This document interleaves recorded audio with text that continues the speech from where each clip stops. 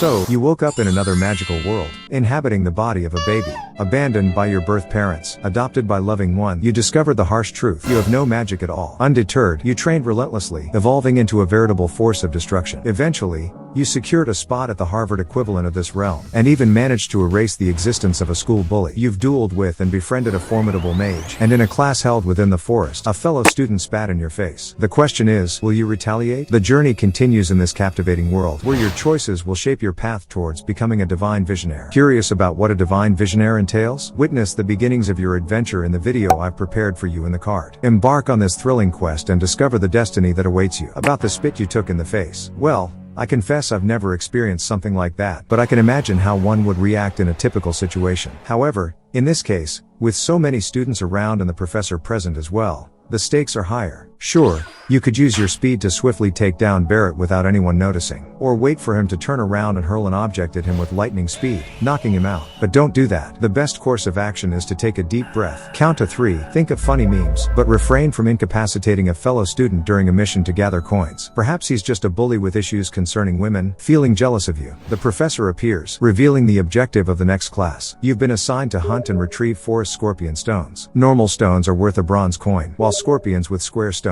are worth a silver coin. The professor sends you into the forest to complete the task. Before entering the forest, you encounter Silva, a student from the Lang house with 2 marks on his face. He mocks you, considering you unworthy, and initiates an attack. The professor intervenes and resolves the situation. Lance warns you to stay away from Silva and suggests that you stick together, but Lance would only hinder you. So you should argue that it's better for you to split up and maximize the number of coins each of you can collect, being more effective for Adler House's score. Also, now is the time to exercise patience. You've spent your life training in forests, and you're more experienced than anyone in these situations. So, the time for this guy to regret his actions will come sooner than he expects. In the forest, you come across Barrett, who saves a girl from an attacker, earning her gratitude. But you notice something strange, something trying to manipulate your emotions and thoughts. With your heightened instincts, you remain alert, not knowing exactly what it is. The girl reveals that she's being coerced by Silva to use her unique magic. Barrett vows to help her, but they are interrupted by Silva's arrival. Barrett engages Silva in a fierce battle, demonstrating his determination to protect the girl. But Barrett takes a heavy beating from Silva. Wait, wasn't he the protagonist? Since he's from your house and Silva has some silver coins, it's an excellent opportunity to put this idiot in his place. However, as you prepare to continue the fight, Silva's accomplice, the girl Barrett saved earlier, reveals her betrayal. She exposes her manipulative magic, and Barrett falls like a duck.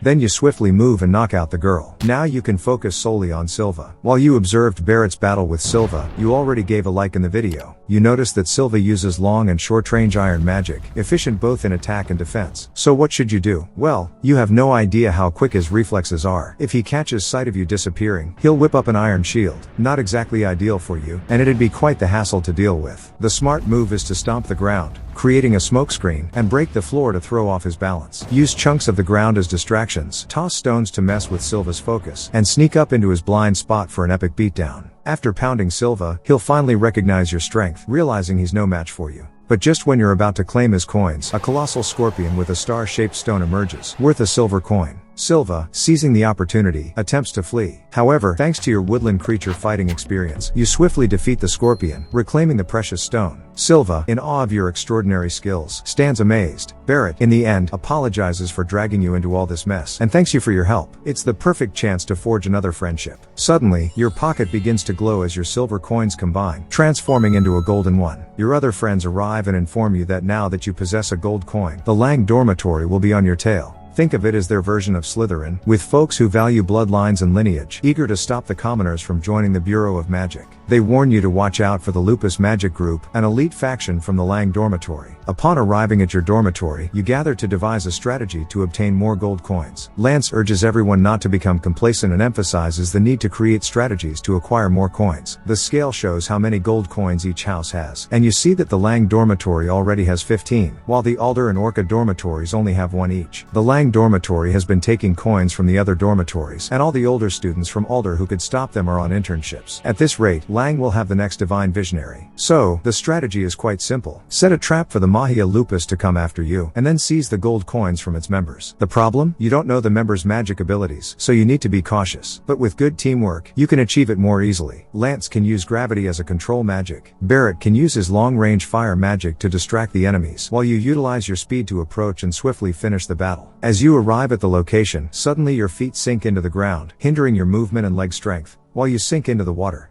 Meanwhile, Lance evades a giant spinning blade. The two Lang students introduce themselves as Andrew and Shinri, the 6th and 7th prey of the Mahia Lupus. They challenge you to a fight and wager a gold coin. As you sink underwater, Andrew transforms into a shark and leaps into the water to pursue you, leaving Lance to face Shinri alone. Now you are in an ocean, and your time is limited by how long you can hold your breath. It's likely that this magic remains active as long as the conjurer is conscious, so you must defeat your opponent as quickly as possible. A strategy involving a powerful shockwave might seem tempting, but it's not a good idea. Shockwaves propagate more intensely in water, and it's highly probable that you would destroy the opponent's internal organs. A better option is to swiftly move your legs to swim at high speed and use rapid arm movements to create strong whirlpools and currents. Andrew is shocked by your speed as you pass by him without giving him a chance to react. He thinks he must be imagining things, but you pass by him once again. Then, you use another spell to transform into a more monstrous form, a strategic mistake. During the transformation process, you seize the opportunity to approach Andrew and continuously attack him while swimming. Eventually, you manage to escape from the ocean. Lance retrieves the Lang members' coin, and they realize that being part of the Mahia Lupus doesn't make them strong. However, another member suddenly appears in an instant, passing by both of you. Lance attempts to use his gravity spell, but for some reason, it doesn't work. You prepare for a high-speed lunge, but as you approach, the masked figure manages to dodge, leaving you quite surprised. It's the first person who can keep up with your speed. Due to your heightened perception, you observe the masked figure's movements and realize that it's not teleportation magic but rather incredibly fast movement. The masked figure grabs a bottle, and the Mahia Lupus members are sucked inside. The figure bids farewell, saying that you will meet again soon. As you arrive at your dormitory, you gather to devise a plan. You strategize on how to deal with the Mahia Lupus. Lance reveals that he has been investigating and has discovered the secret location of the Lang dormitory. He suggests finding the Lang dormitory and going on the offensive to retrieve their coins. At that moment, Lemon appears and informs you that Tom ended up in the infirmary. Concerned, you all head there to find out what happened. Tom says he doesn't remember how he ended up in the infirmary but recalls dreaming of being trapped in a dark box, feeling conscious but unable to do anything, and as if his magical energy had been drained from him. It is revealed that several other students are suffering from the same condition, and it seems to have started since the director was called by the Bureau of Magic. During the night, Lang, Barrett, and Finn join you in search of the Lang dormitory. While exploring, you come across Lemon, and Barrett rushes to her, but Lance notices that something is wrong with Lemon's body. She convulses and becomes a puppet, but the others manage to avoid her gaze. You decide to go after her, but as you turn the corner, you reach a dead end. Finn hears the crackling of her body, and Lance uses Revelio, revealing a hidden door. Lance notes that they need another spell to open the door, and Barrett tries to use his fireballs to explode it, without any success. So, how will you open this door? Well, this magic definitely protects against magical attacks, but what about physical attacks? It's highly unlikely that it does since normal students don't have the strength, and there are no cannons or rams to break down gates within the school. So, use your brute strength. You grab armor and place it beside the door. You insert your sword into it, using it as a lever, and step on it, causing the door to explode. Lance notes that the Mahia Lupus is likely waiting for them inside, setting a trap, but your friend has already been captured by them, so you don't have much choice. You enter the enemy's lair and are surprised to find a hidden chamber.